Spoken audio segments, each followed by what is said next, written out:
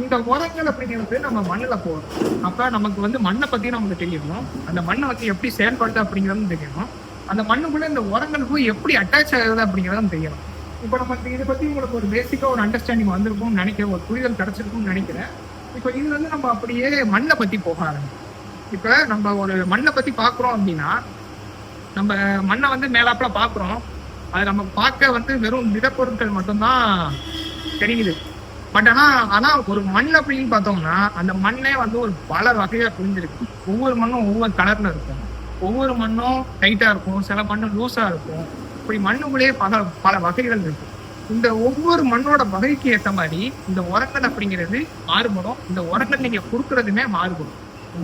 அப்ப நம்ம மண்ணோட வகைகள் பத்தி நல்லா தெரிஞ்சுக்கணும். அப்பதான் நமக்கு வந்து இந்த உரங்கள் வந்து எப்படி செயல்படுது அப்படிங்கிறத நமக்கு வந்து புரிய ஆரம்பிக்கும். ஒவ்வொரு மண்ணுக்கும் ஒவ்வொரு வகையான உரத்தை கொடுக்கணும், ஒவ்வொரு மாதிரி உரத்தை கொடுக்கணும், ஒவ்வொரு டயத்துல உரத்தை கொடுக்கணும்.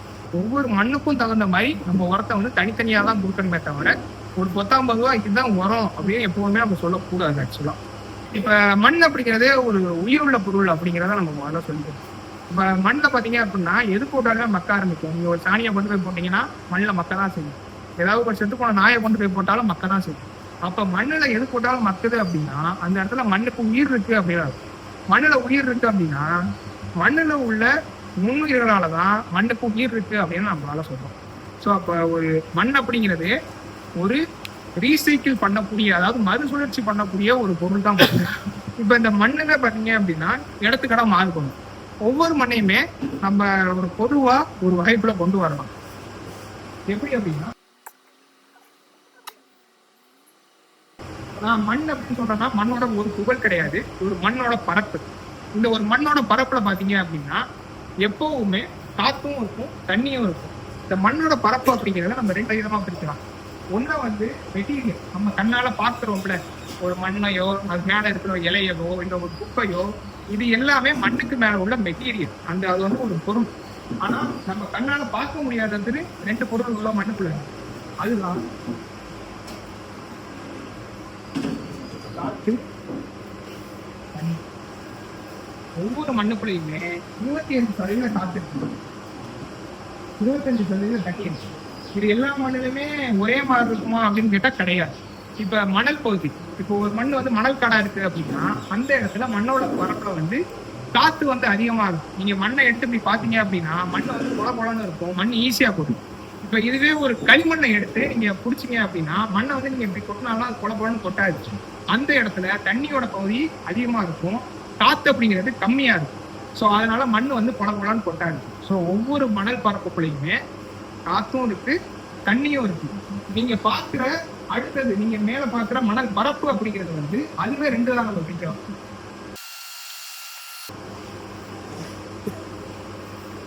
நம்ம மேல பார்க்கறது 45% திடப்பொருள், 5% அங்கக கரிமம் அப்படின்னு சொல்லுவோம்.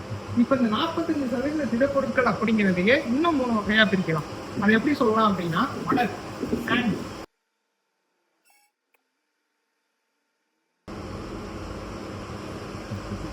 நீங்க மேல பாக்குறீங்களா மண்ணு, அதுக்குள்ள மணல் இருக்கு, முழுமண் இருக்கு, களி இருக்கு.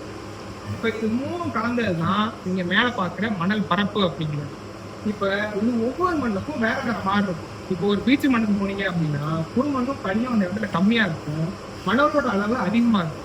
இதுவே களிமண் காட்டுக்கு போனீங்க அப்படின்னா மணலோட அளவு குறைவா இருக்கும், குறுமண்ணோட அளவு மீடியமா இருக்கும், களியோட அளவு அதிகமா இருக்கும். ஸோ இப்ப இது 3மே ஒவ்வொரு இடத்துக்கும் வேற வேற மாதிரி வித்தியாசமா இருக்கும். இப்ப இது ஒவ்வொன்றும் ஒவ்வொரு மாதிரியான ஃபங்க்ஷனை தரும். இப்ப இந்த களி அப்படிங்கிறது பாத்தீங்களா, இந்த களி அப்படிங்கிறதுனா இங்க போடுற உரம் அப்படிங்கிறது மண்ணுல தங்குறதுக்கு ஒரு முக்கியமான காரணமே. இந்த களிக்கு அடுத்தபடியா நமக்கு அதிகமா தேவைப்படுறது இந்த அங்கக கரிமம். இந்த அங்கக கரிமம் படிக்கிறது இப்போ ஒரு இலையோ ஏதாவது ஒரு பொருள் செட்டு போயிடுச்சு நம்ம மண்ணுக்குள்ள புதைக்கிறோம், அதுவோ இல்ல நம்ம கனிவா கீழே போட்டுற ஆட்டு சாணம், மாட்டு சாணம், இந்த மாதிரி ஏதாவது ஒரு சாணமோ மக்கி இருக்கிற ஒரு பொருள் தான் அங்கக கரிமம் அப்படின்னு சொல்லுவோம். இந்த அங்கக கரிமம், இந்த களி, இந்த 2ம் மண்ணுல இருந்தாதான் அந்த இடத்துல உரம் அப்படிங்கிறது தங்கும். இதுல ஏதாவது ஒண்ணு குறைஞ்சிச்சு அப்படின்னா நீங்க போடுற உரம் அப்படிங்கிறது பயிருக்கு முழுசா கிடைக்காது. இப்ப நீங்க மணலான பகுதியில ஏதாவது உரம் போடுறீங்க அப்படின்னா தண்ணி கொடுத்தீங்க அப்படின்னா அந்த உரம் எல்லாமே அடிச்சுட்டு போகிறதுக்கு தான் வாய்ப்பு இருக்கு. ஏன்னா மணலான பகுதியில களியோட அளவு கம்மியா இருக்கு. அதனால அந்த உரத்தை புடிச்சுக்கிறதுக்காக ஒரு நிலைமையும் அந்த இடத்துல இருக்காது. அதுவே களியும் இந்த அங்கமும் மட்டும் உரத்தை வந்து புடிச்சுக்குது, இந்த மண்ணலோ புதுமண்ணோ புடிச்சுக்கிறது இல்லை அப்படின்னா மண் அப்படிங்கிறது ஒரு காந்தம் மாதிரி தான். இப்ப அந்த காந்தம் பத்தி உங்களுக்கு தெரிஞ்சிருக்கும். எல்லா பக்கமும் நம்ம காந்தத்தை கொண்டு போனா ஒட்டாது. ஒரு சைடு ப்ளஸ்ஸா இருக்கணும், ஒரு சைடு மைனஸா இருக்கணும். அப்பதான் வந்து அந்த ரெண்டுமே கலந்து ஒன்னா ஒட்ட ஆரம்பிக்கும். அப்ப இந்த களியும் இந்த அங்கக கனிமமும் மண்ணுல ஒரு மைனஸ் பாயிண்டா செயல்படும். இப்ப நம்ம மண்ணுல போடுறோம்ல உரம், அது எல்லாமே பிளஸ்ஸா செயல்படும். இந்த பிளஸ் வந்து இந்த மைனஸோட ஒட்டுறதுனாலதான் நீங்க போடுற உரம் அப்படிங்கிறது மண்ணுல வந்து நிலைக்குது. இப்ப இந்த களியோட அளவு வந்து ரொம்ப அதிகமா இருந்துச்சு அப்படின்னா அந்த இடத்துல உரம் வந்து ரொம்ப அதிகமா தேங்கி போய் மண்ணு வந்து காரத்தன்மையாவோ இல்ல அமிலத்தன்மையாவோ மாறும். இப்ப இதுவே அந்த இடத்துல களியோட அளவோ இல்ல அங்கக அளவோ குறையுது அப்படின்னா நீங்க அந்த இடத்துல உரத்தை போட்டீங்க அப்படின்னா அது வந்து தண்ணியோட தண்ணியா அடிச்சுக்கிட்டு தான் போகுமே தவிர அது பயிருக்கு முழுசா கிடைக்காது. அதனாலதான் இப்ப இந்த பீச் ஓரமாலாம் தென்னமரம்லாம் வச்சிருப்பாங்கல்ல, அவங்களுக்கு நம்ம போய் ஃபீல்டு விசிட் எல்லாம் பண்றப்ப நம்ம 6 மாசத்துக்கு ஒரு தடவை உரமோ இல்ல 1 வருஷத்துக்கு ஒரு தடவையோ உரம் கொடுக்க சொல்றது கிடையாது. ஒரு வருஷத்துக்கான மொத்த உரத்தையுமே 4ஆ பிரிச்சு 3 மாசத்துக்கு ஒரு தடவை தான் கொடுக்க சொல்லுவோம். ஏன்னா மணலான பகுதியில நீங்க மொத்த உரத்தையும் கொண்டு போய் மொத்தமா வச்சீங்க அப்படின்னா அந்த உரங்கள் எல்லாமே மண்ணோட அந்த மணல் பகுதி இருக்குல்ல, அந்த மணல் பகுதிக்கு அடியில போயிட்டு எதுக்குமே யூஸ் இல்லாம தான் போகுமே தவிர அது பயிருக்கு முழுசா கிடைக்கவே கிடைக்காது. ஸோ ஒவ்வொரு மணல், சுடுமண், களி எல்லாமே சேர்ந்த மாதிரி இருக்கிறதா மணல் பரப்பு. இதுல ஒவ்வொன்றுமே ஒவ்வொரு மாதிரி செயல்படும். இப்ப இது எல்லா இடத்துலயுமே ஈவனா தான் இருக்குமா அப்படின்னு கேட்டா கிடையாது. இப்ப சில மண் வந்து கலர் வேற வேற கலர்ல இருக்கும். இப்ப கரிசல் மண் பாத்தீங்கன்னா கருப்பு கலர்ல இருக்கும், அந்த இடத்துல அங்ககம் அதிகமா இருக்கும். செம்மண் பாத்தீங்கன்னா சிவப்பு கலர்ல இருக்கும், அந்த இடத்துல ஃபெரிக் ஆசிட் அதிகமா இருக்கிறதுனாலதான் அது சிவப்பு கலர்ல இருக்கு. இந்த மாதிரி ஒவ்வொரு இடத்துலயுமே ஒவ்வொரு சிறப்பு பண்பு அப்படிங்கிறது இருக்கு.